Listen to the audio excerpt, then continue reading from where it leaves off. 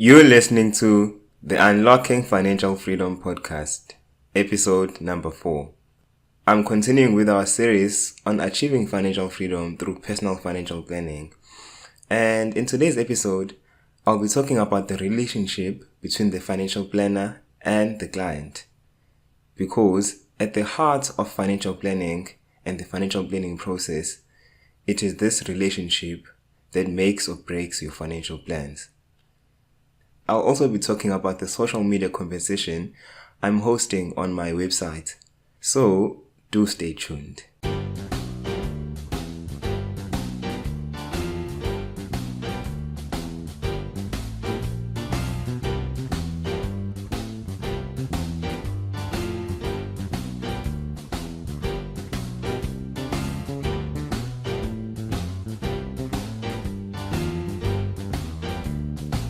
Hello, sanibonani njani, and welcome to episode number 4 of the Unlocking Financial Freedom podcast. I'm your host, Usamgelo Wakamagogo, but you can also call me Chief Kasi Economist or Ungibize Government Guy. Any of those names will do.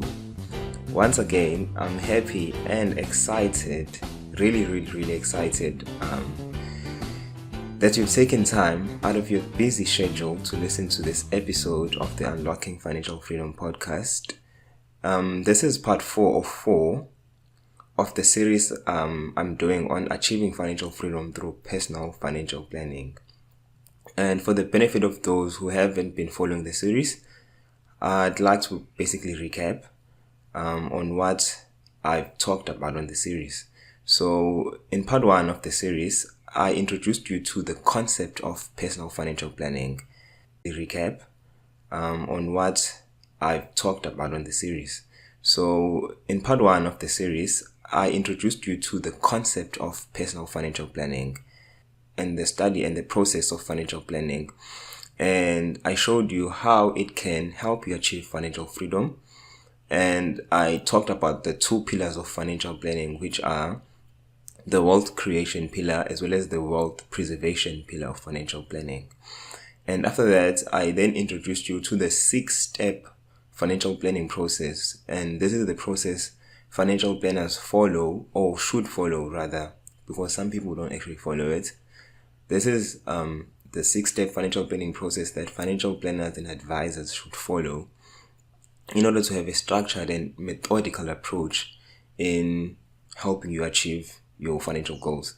And in episode 2, I dedicated the whole episode to the wealth preservation pillar of financial planning, like protecting your wealth and protecting your assets through insurance, through estate planning and planning for life after death. This is a bit counterintuitive, if I can put it that way, because a lot of people start thinking that when they want to execute their financial plans, they'll usually start with investing in wealth creation and talk about the amount of assets they want to amass and all that. But it's actually counterintuitive. You actually have to start with your risk first, with your risk planning and protecting yourself, your assets. For young graduates, your income earning ability is your biggest assets, because most probably you don't have a big house, a fancy car and so on, but you do have your education and you do have your degree and your work experience and so on in your job. So the biggest thing you have to protect is work experience and so on in your job. So the biggest thing you have to protect as a young person is your income earning ability. So in part 2 of the series, I talked about wealth preservation and wealth protection. And in part 3, I dedicated the whole episode to the wealth creation pillar of financial planning, and I shared 6 strategies you can use in your wealth creation activities. And all of these strategies, I listed them from the easiest ones to the hardest ones. And one of the strategies I shared was being a giver and a tither if you are a Christian, but being a giver, being a giving person, giving out information and giving out money. I actually made an example about, have you ever noticed that people like Oprah Winfrey, who are philanthropists, people like Bill Gates, these celebrities and these high profile people, they give out a lot. They give out a lot of their money. And this is because they understand the principle of giving and the biblical principle of giving, that if you give, it shall be given unto you, and so on. That's basically what I took you through. I do encourage you to check those out because it will help you when you're listening to this episode so that you have everything in context. And now, in today's episode, I'll be talking about the relationship between you and the financial planner, between you as a client as well as the financial planner. This is a very important relationship because at the core and at the heart of this financial planning that I'm talking about, this financial freedom that I'm talking about, is you and your financial advisor.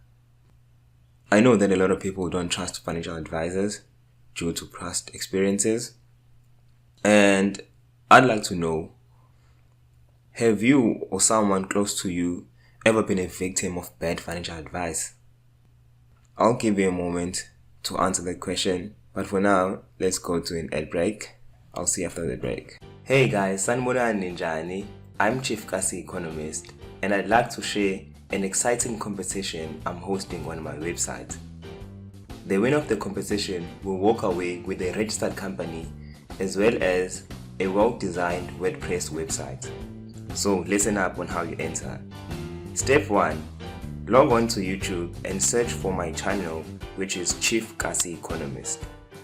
Once you find the channel, the first thing you'll do is that you'll subscribe to it and then share any of the videos you find on the channel on Facebook with the hashtag Samkelo MAG, Samkelo Mag. Then the second step is that you log on Facebook and search for Chief Kasi Economist again. Then you'll find my page, and the first thing you'll do, you'll like the page, and then after liking it, share the page on your Facebook profile with the hashtag Samkelo Mag or Samkelo MAG. The grand prize, as I said, includes a registered company and a well-designed WordPress website. So, get on the competition and start entering. Welcome back, guys. Welcome back. Once again, I hope you are excited about the competition I'm hosting on the samkelomag.co.za website for my Samkelo Makwoko personal brand, Samkelo Makwoko personal brand. And you guys know what to do. Do enter the competition. And once again, I hope you guys enjoy it. And yeah, man. So back to our topic for today, which is the relationship between the financial planner and the client. And before the break, I had posed a question to you about whether or not you've ever been a victim of bad financial advice, or anyone in your family has been a victim of bad financial advice. I asked this because the thing is, financial products are intangible. Financial products are basically services and promises about future events that might happen or that might not happen. Especially when you talk about insurance products, they are effectively promises. If you take a funeral policy, for example, or a life cover policy, the insurer basically promises you that in the event of the insured event happening, of the benefit event happening, of you passing away, then they pay out a certain amount of money, which was your cover, to your family and your dependents and your beneficiaries. So financial products are intangible, and this is why it's very important to have a clued up financial advisor, someone who knows what they're talking about, because at the initial stage when you're starting a relationship and buying a financial product, it's important to buy the right product, because if you bought the wrong product, you can only see that at claim stage when you want to use the product, and that is often years later when you're paying for this product and so on. Now, I'd like to basically give a history lesson about financial services and financial products in South African context. So currently the financial advisory landscape in South Africa and the financial planning environment is governed by the Financial Advisory and Intermediary Services Act. So before this act was promulgated and was made law, historically the distribution of financial products and as well as financial services was very sales oriented. The product worked, yes, but they didn't do something called a needs analysis, basically analyzing what is your need and giving you a relevant financial product. They just sell products. So typically the training focused a lot on selling skills and methods of handling objections over the phone usually. And the ultimate goal was just to sell a product to the client. Now, this is what happened in previous years, and you'll find that even today, because the Phase Act was promulgated in 2002 and was made law in 2004, so it was put into effect in 2004.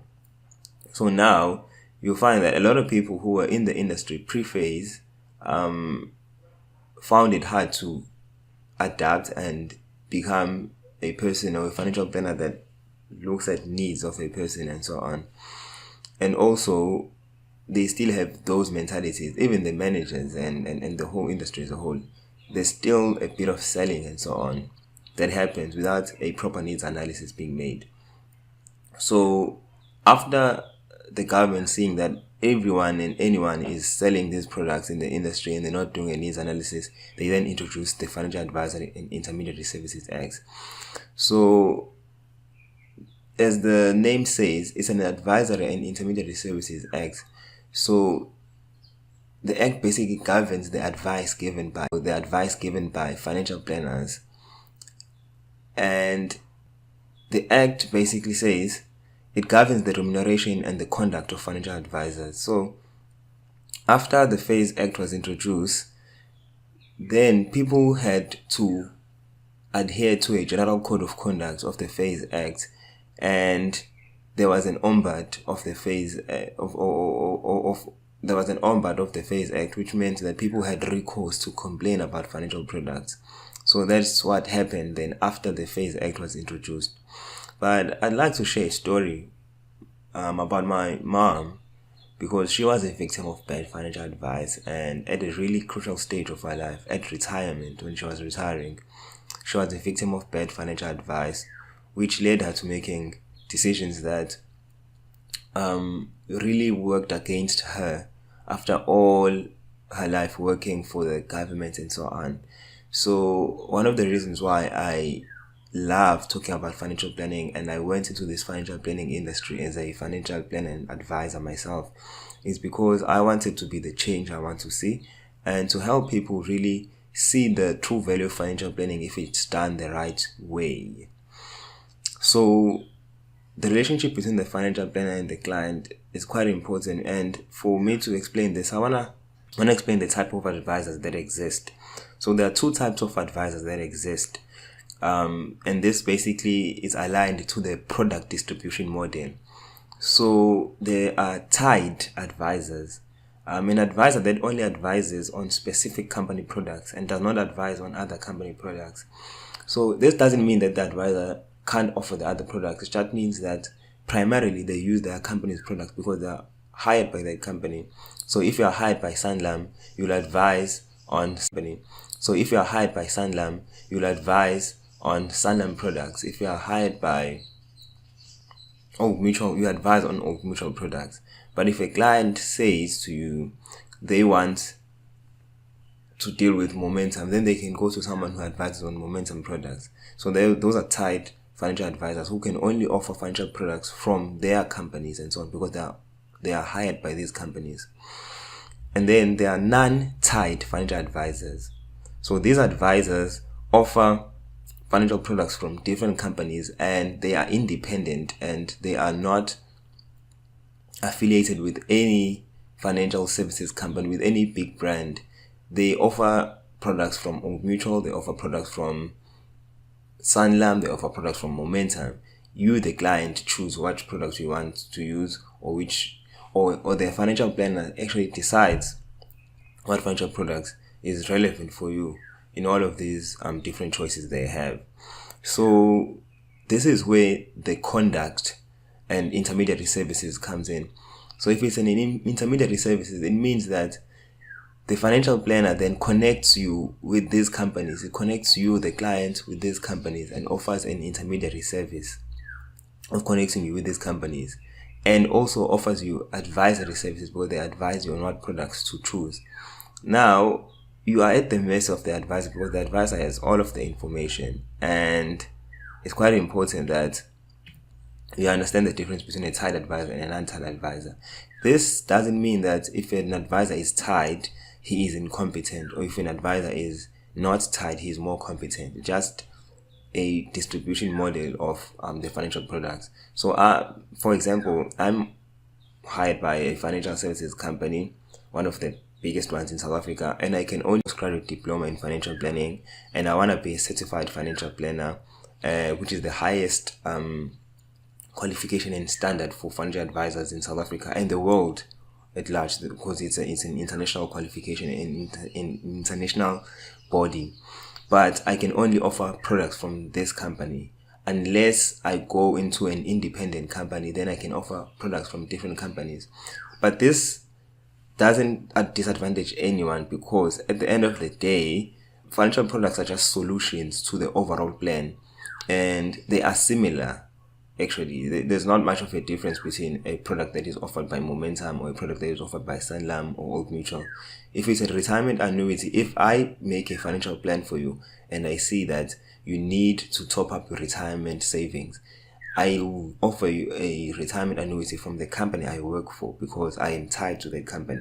But if I was working for a brokerage company which was independent, I could offer you a retirement annuity from Sanlam or Old Mutual or Momentum, any of these companies. But the fact is, and the basis is, that I would offer you a retirement annuity because that's what you would need. That would be a solution, a product that you would need, regardless of what product provider it would come from, and so on. So that's quite important to understand how the distribution of these financial products and financial solutions is structured through tied advisors and non-tied advisors. So the most important part I'd like to say is understanding the competencies of a financial planner. What does a financial planner have to be competent on? Umuntu ok-advisayo yini emele ayazi ukuze ubone ukuthi this person is really good at what they do.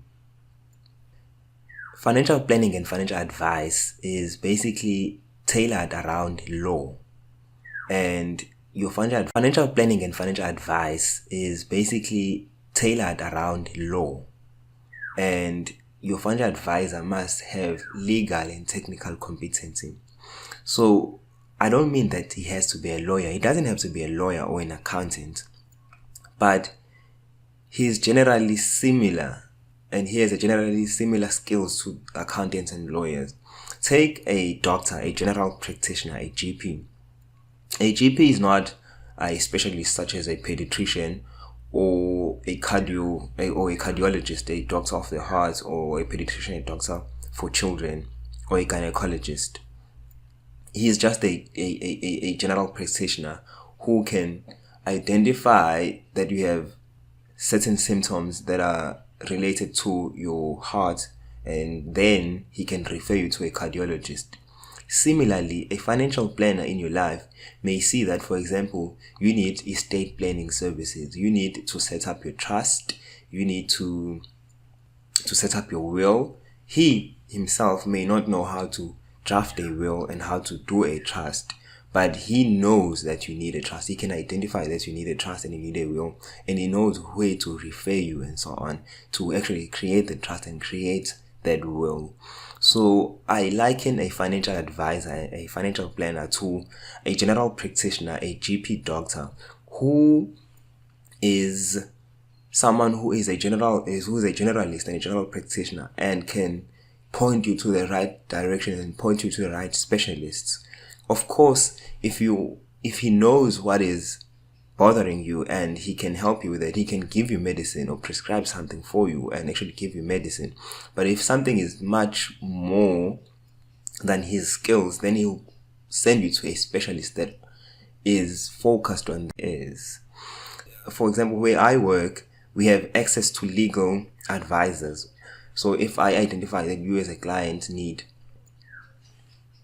a will, then I will refer you to my legal advisor, or we'll have a meeting with a legal advisor.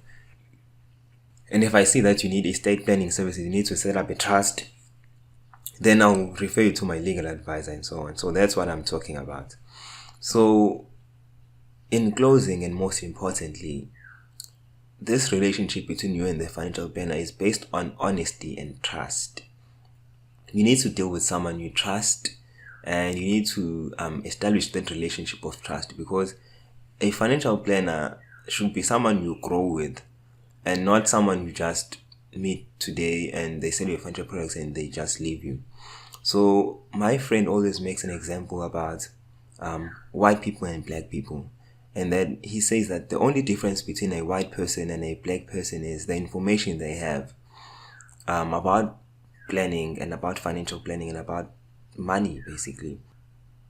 Take a 60-year-old white person. By the time he retires at 60 and he talks to his financial planner, he knows his options at retirement. He knows the retirement planning law, the Pension Funds Act law, the income tax law, as well as investing psychology and investing foundations and fundamentals. He will be talking and having a conversation with the financial advisor and talking about all of these laws and the different options they have. However, if you take a black person, a mother or a father at 60 years old, uzothola ukuthi akazi naye ama-options akhe at retirement, akazi lutho about investments, akazi lutho about tax and the tax is going to be charged.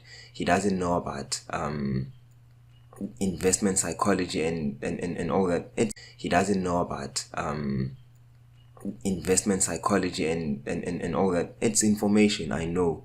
And it would be bad for me if I would ngibagxeke labo bantu and say bad things about them, because I know that they come from a hard background. As black people, we know the history of South Africa and the history of the world at large. But for me and you as young people, it's quite important for us to be informed about money, to be informed about wealth creation, to be informed about wealth preservation, so that in future we may be able to pass on these skills to our children. We also may be able to create our wealth and so on. And for the people who say they don't want financial advisors, there's a lot of DIY products you can use in South Africa for investing and insurance and so on. There's the likes of, I think there's a company called PPS. They offer financial products and financial services through an electronic way of financial planning, if I can put it that way, because you just put in your goals in their system, you put in your age, your profile and everything, and then it gives you the financial products you need. So you can take that route if you don't want a financial advisor. But financial advisors, in my opinion, are still important because they offer you that tailored and personal experience and so on. And you need to be honest with the financial advisor about your financial situations. And basically, you need to be naked in a financial sense. When you meet your doctor and your doctor says you must strip because they want to check something on you, you strip and you don't really question them because they have authority in their doctors. But when it comes to financial advisors, you're like, why do you want to know this information? Why should I tell you this? Why should I tell you that? And by doing that, you don't allow the financial advisor to create you. So that's basically what the relationship between the financial planner and the client should be. It should be based on trust and mutual understanding and respect. And the financial planner should be someone who is technically competent when it comes to law and comes to taxes and so on.